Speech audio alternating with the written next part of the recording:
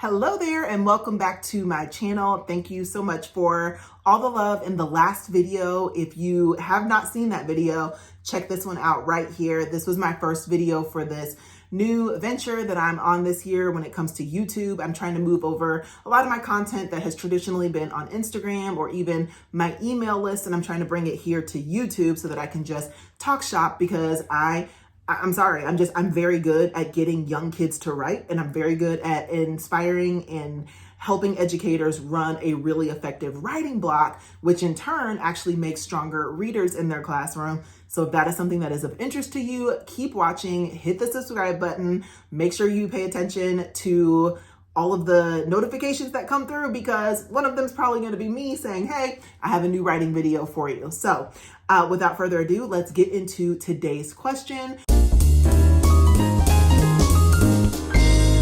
which is, how do you get your students to write more than a sentence? Or, I can't get my students to have any sort of writing stamina. Can you please help? What do you do?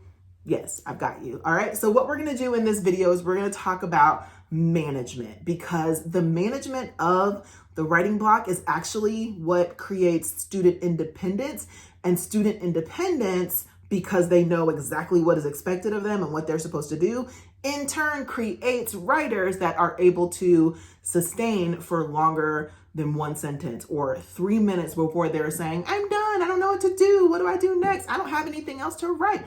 There are some things we can put in place that is going to really make sure that students know what is expected of them. And once they know that, they are able to carry themselves through much, much longer. Now, I do want to preface this video by saying, don't forget that there is no magic wand that we can wave as educators that is going to just magically make a strategy work. All strategies take time. All procedures take time. It takes perseverance. It takes having a high expectation and then getting your students to meet that. I spend a lot of time doing PD, working directly with schools and teachers all over the country. And I can't tell you how many times I hear an educator say something like, oh, I told them what to do, they just didn't do it. Or even something as simple as getting your students to quiet down. And I'll hear something like class, and the kids will say, yes, and then they go right back to talking, and the teacher's continuing to talk. And I'm thinking, no, you have to say what you mean and mean what you say. So if you said class, and you have told them that the expectation was you stop talking while I give these directions, you have to hold them accountable to that and say, okay, sorry, we're going to do this again. So that's just like one example, right? That's the same thing with writing or with anything else that you were trying to teach.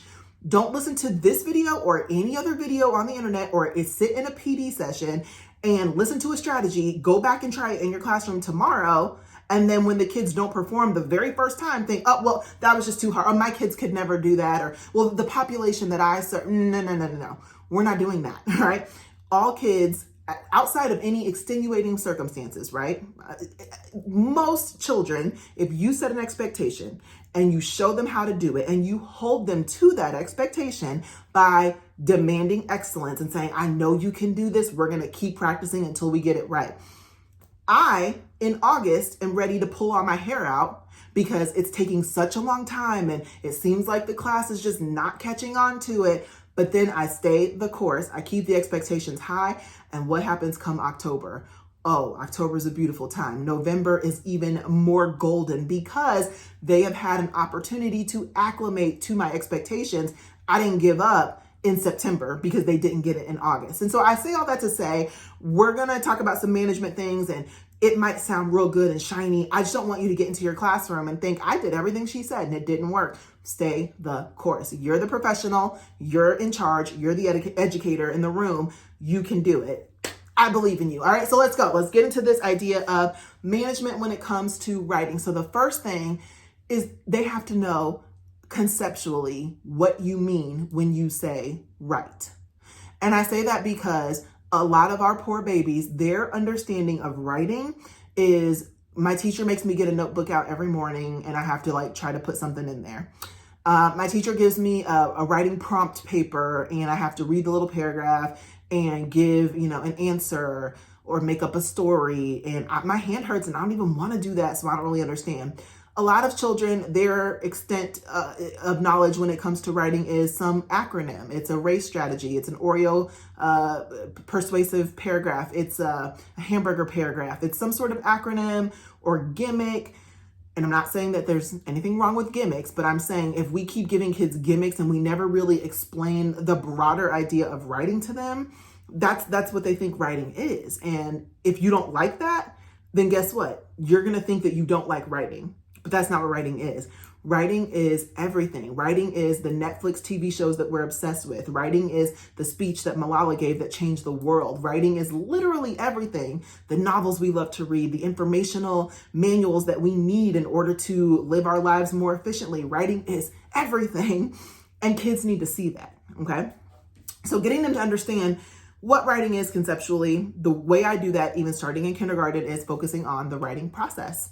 I am process first. That is what I have coined, what I do. And it's one of those things where like a lot of people do the writing process, but I do everything through the writing process. I teach through the writing process. I require students to memorize the writing process.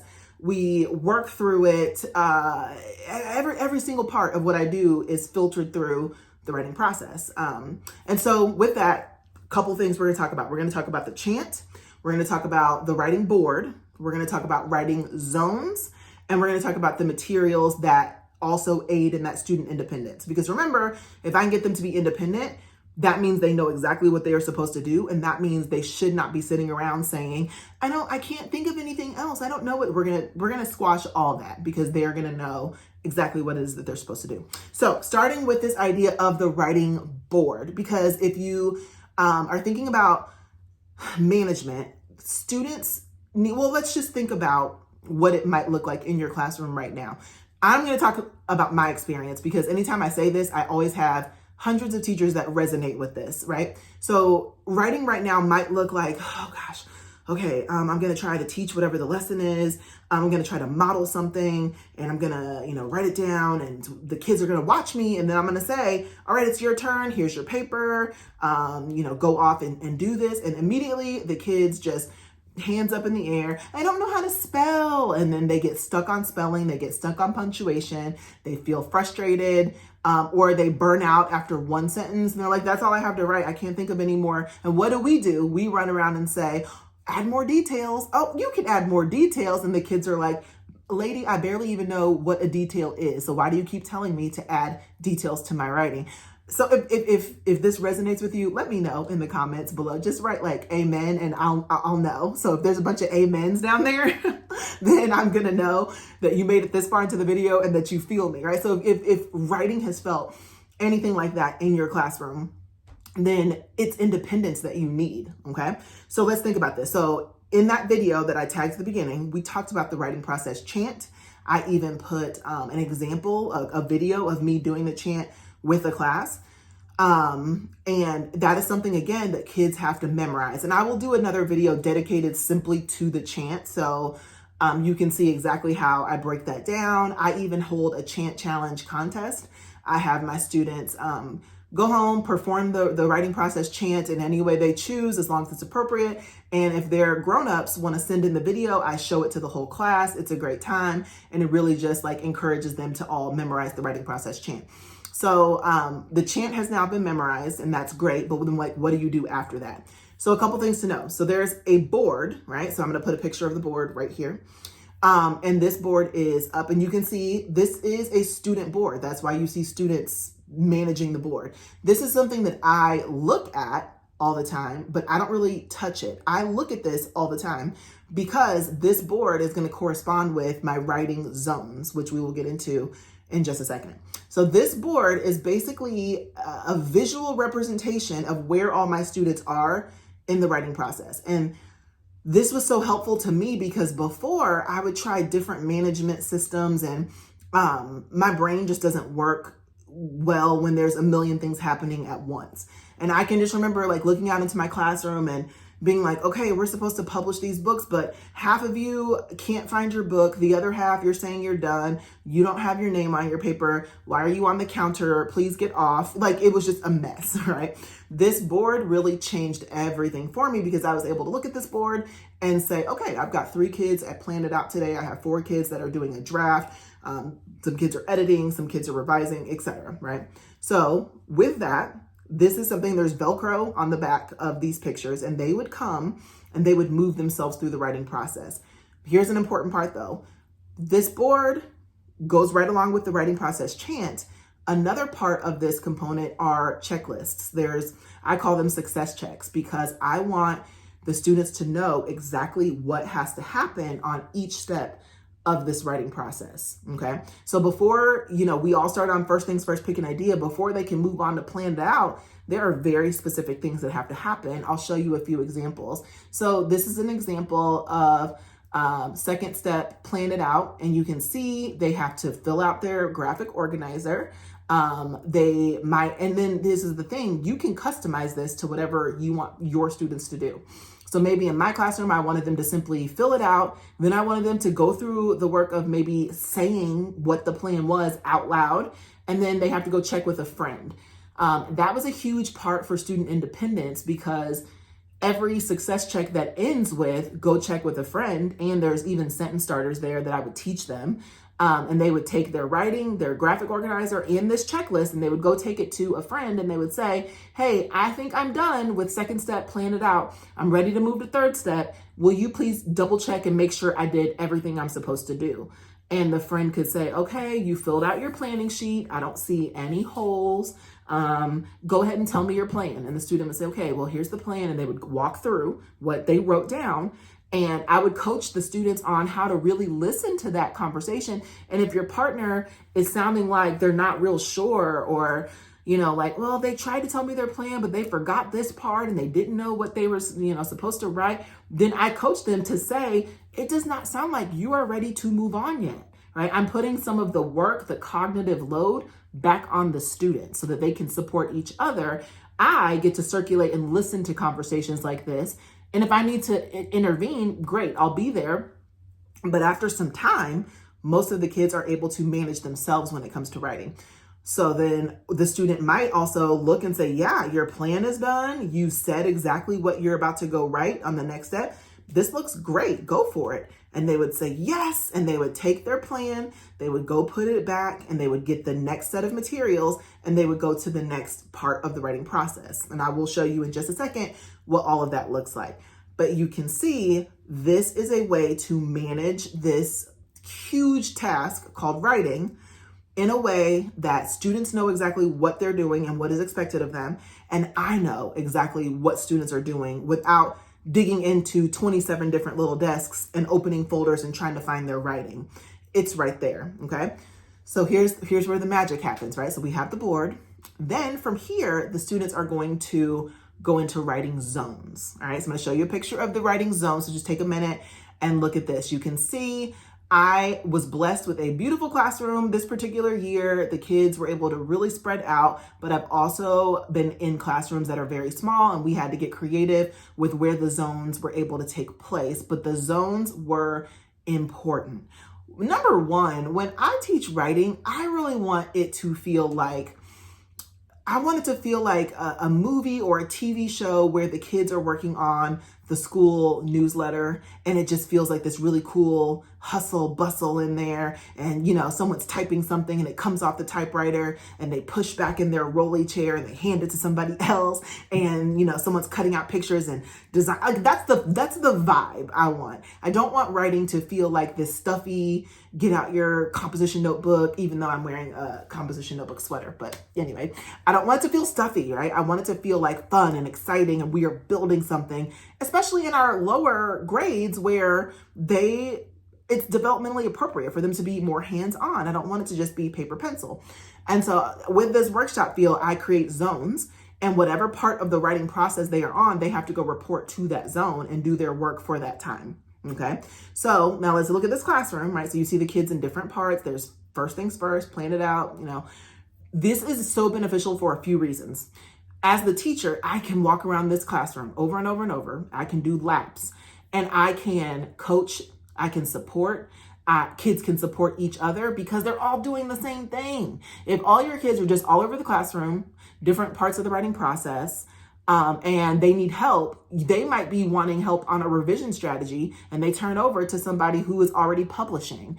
And the kids, like, they could help each other, but wouldn't it be much more effective to put them in a table where everybody is working on revision, or everybody is working on editing, or everybody is publishing? They can support each other in a way that's going to be much more effective. I, as the teacher, can come and quickly review a revision strategy, an editing technique, because they're all doing the same thing. And again, this is where I said the magic happens.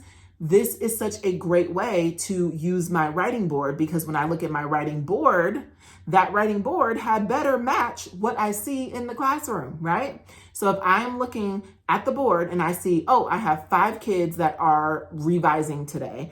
When I go to the revising writing zone, there better be those 5 kids at that table, okay? It should match. Management, okay? So that is taking the responsibility off of me as the teacher, and it's putting them on them. This is why I opened up the beginning of this video with that disclaimer of there's no magic wand. This is a very, it's 100% possible. Trust me. I've done it in multiple classrooms. It takes time, it takes practice, it takes high expectations. It takes making sure that your students know exactly where the zone is. Where do I get the materials for the zone? How do I put things back? What you just have to roll out exactly what you want to see, and they have to continually get coached up until they are able to execute it without you. But I'm telling you, it is 100% possible. And when it works, the rest of the year is just beautiful, because there is no question of, well, I don't know what to do, and I can't think of this, and I can't think of that. Let's take even just that one example. One of the number one complaints and questions that I get from teachers is my students all say, oh, I can't think of anything to write. I can't think of anything to write. This idea generation seems to really stump children. So of course we have to model it and all the things, but I mentioned this in my last video, but this idea of batch collecting ideas at the beginning of a unit changes everything. I'm going to put an example here of one of my idea graphic organizers. This is something we would do at the beginning of a unit. These organizers might change based on the kind of writing that we are doing. So if it's informational writing, it's going to look different. If it's narrative or persuasive, it's going to look different. Okay. So what we're going to do is we're going to take a session, or maybe even 2 sessions. I'm going to model how to think about this kind of writing, this genre of writing. I'm going to think, and I'm going to show the kids where I pull ideas from. And I'm going to literally fill one out as the teacher. I typically will do it on a document cam so the kids can see it and they listen to me think, and then I give them a copy. And for some of the students, it will take 1, maybe even 2 or 3 writing sessions, the independent writing portion, for them to completely fill in that idea sheet. Why do I do it like that? Because for the rest of this unit, which for me, remember, was about a month, if you finish a piece of writing, you're going to come right back to this graphic organizer. You are going to cross off the idea that you just completed, and you are going to look to see what the next idea is that you would like to write about. We have already done the hard work. We took all of that energy and we just focused on ideas for a session or 2. This will set them up the rest of the unit. And then of course, you're going to give them strategies, and by the time they watch me take an idea and expand upon it and revise it, they have tools that they can then use because they watched me do it, right? And so these are the kind of things you have to put in place if you want student independence, and if you want students to write longer or more than just a sentence. You have to show them things. You have to put procedures and things in place that they can pull from, because otherwise, of course, they're just going to sit there and think, well, I don't know what else to write. I'm going to show you. I'm going to show you in a model over and over and over. I'm going to give you a framework that you can get in and really thrive, because you know exactly what it is that you are supposed to do. All right. So we've talked about the writing board, The writing board comes with checklists, so students know exactly what has to happen on each one of those steps before they can move on. And it really becomes cool. It almost starts to feel like a game for students. Like they're like, oh, yes, I get to level up. My partner said I did everything on the checklist and I get to go move my picture. They're so excited to get up there and move their picture to the next step. And this is why, hopefully you believe me when I say I would get kids come in the morning and I would hear them say things like, oh, can I just go get my writing folder because I'm trying to get to the next step? Go for it, right? So we got the writing board, the checklist, the writing zones in the classroom. And if you're like, oh, that's so nice for you, I don't have that much space in my classroom. My best friend did this in her classroom, and she was teaching second grade, and it was a smaller space. She had them do first things first, pick an idea, second step, plan it out, and third step, write at their seat. But she had enough room to create a zone for revising, a zone for editing, and a zone for publishing. So once they got through those first 3 steps, they did have to do that at their seat. And if they needed to go get help, they could go find somebody. Another workaround for that is giving them a specific writing partner that no matter what step of the writing process, you always go check with that one person. So that kind of cuts down on some of the management issues that you might find just asking a random person. So if I always have to go check with the same person, then wherever they are, I can say, hey, I need help. Can you make sure that I'm done everything I'm supposed to do on third step, right. And they say, yep, you put your name on your paper, you have words on every page, you have an illustration that matches, this looks good, go for it. And at that point, they were able to then go to a revision writing zone or an editing writing zone or a publishing writing zone. So those are some workarounds that you can kind of think about. And if this is all like, I need more, but like, how do you do this? But like, what do you do? Make sure you check the description box. I have blog posts there, but I also have my writing program, Reimagine Writing. There's a very short but powerful course. It's probably about 6 hours in total that I literally hold your hand through each step. I show you exactly what to do to get this entire thing going in your classroom. And then I give you every single material, writing unit, everything you could possibly want is inside of the Reimagine Writing program. So please go to the description box and check out those links if you're like sitting here feeling like, I love this, but how? I broke it down for you, all right? And so anyway, we've got the zones. The last part here to think about is materials. A huge part of student independence is making sure that students know exactly what it is that they are even supposed to be doing, but then also like, where do I go to get the things that I need? Okay. I believe children can be taught and expected to use materials properly, but that was not always my testimony. There was actually plenty of times where I would gatekeep all of the, the good markers and the good crayons and the paper and the things that I didn't want them to mess up. And I would get to April and May and I'd be like, oh, I still have all these materials and I never pulled them out because I was saving them for some reason. And then just like the switch of a flip, I changed all that. And I didn't get, crazy with it and just throw everything out. But I just started with the mentality of like, these materials are here for a reason. They're here for children to use. And so then it changed to where I'll put a couple pictures up right here of, just the writing materials have to be made accessible. So whatever the graphic organizer is, it has to be out. Whatever materials students are going to need for revision, for editing, is it staples? Is it staple removers? Is it tape? Is it glue? It has to be out, all right? And here's the thing, these pictures exist because these pictures were printed and it was posted next to this area. Because if writing ended and I told the kids to clean up and my writing area did not look the way it was supposed to look, guess what? We're going to shut down either a free time or a recess time and we're going to stay and we're going to put this back together because my expectations are here. And I said what I meant and I meant what I said. And we're going to make sure we rise to that occasion, right? It's not about being mean or mean. No, we have expectations and we're going to keep going until we hit those expectations. And so these writing centers were always returned the way that they needed to look because that was my expectation.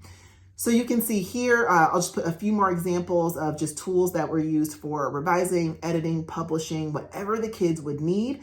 I would introduce the tool, I would show them how to use it, and I would tell them where they could access it and where it needed to be returned, okay? So you can see all of the checklist in some of these pictures. This is where they would come. Once they got the okay from their writing partner that they could move on to the next step, they would return their old checklist and they would pick up the new checklist. And I did like for students to have their own checklist because I didn't want there to be like a table tent, because what happens when it gets knocked on the floor and they can't find it? So each student would have a checklist right next to them, and they would have to consult that as their writing teacher for whatever step they were in the writing process. And it was just a really effective and powerful way to get that student independence, okay? So the materials are out, and those are the components that really helped to make writing this beautiful workshop time where they really were building something, and they had the independence, and they were good. They were ready to go. So here's the deal. I have a free kit that involves the writing process board. It's already there. It's free. It's printable. I have blank success check templates where the framework is there. It goes right with the board, but you type in your own expectations for your students. And I also have a couple other goodies in my free writing kit. Here's an image of everything that you'll get in the kit. If you want that, you need to go to the description box. You need to click that link and it will take you right to the free writing kit. If you want more and you're like, I'm ready, or if you're like, my school needs this, my team needs, I have a letter that you can send to your administrative team that explains the program. And it says, we take school purchase orders. I do professional development. I can help. Okay, is what I'm trying to say. So you need to make sure that you go into that description box. And then of course, please make sure you subscribe. I'm putting out consistent videos for 2024. And I really want to make sure you don't miss any of those. And so if you just want this little dose of writing PD that you can throw on while you're maybe driving or, doing something at home, it's going to be there this year. So you don't want to miss it. And if you have any questions that you would like to see in a future video, go ahead and leave it in the comment section below. All right. I will talk to you guys in the next video, and that's it. Bye.